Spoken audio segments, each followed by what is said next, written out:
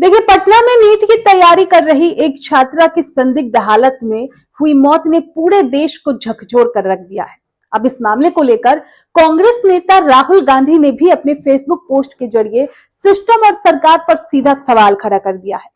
उन्होंने कहा है कि ये सिर्फ एक घटना नहीं है, बल्कि देश में चल रही एक खतरनाक सच्चाई को दिखाती है।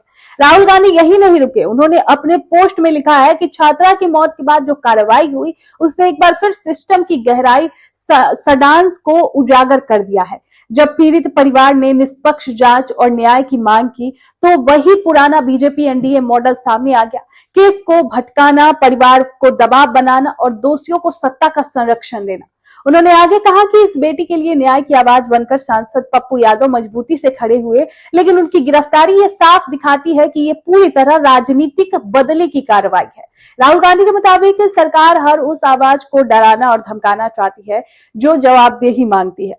राहुल गांधी ने ये भी कहा कि सबसे चिंता की बात तो ये है कि ये घटना किसी एक मामले तक सीमित नहीं लगती, ये एक बड़े षड्यंत्र और खतरनाक पैटर्न की ओर इशारा करती है, जहां बेटियां लगातार शिकार बन रही है और सत्ता इस सच्चाई से आंखें मूंद बैठी है। अपने पोस्ट के अंत में राहुल गांधी ने साफ शब्दों में कहा कि ये राजनीति का मामला नहीं है, ये इंसाफ का सवाल है, यह बिहार की बेटियों की इज्जत और सुरक्षा का सवाल है। उन्होंने ये भी संकेत दिया कि जब तक न्याय नहीं मिलेगा तब तक सवाल उठते रहेंगे।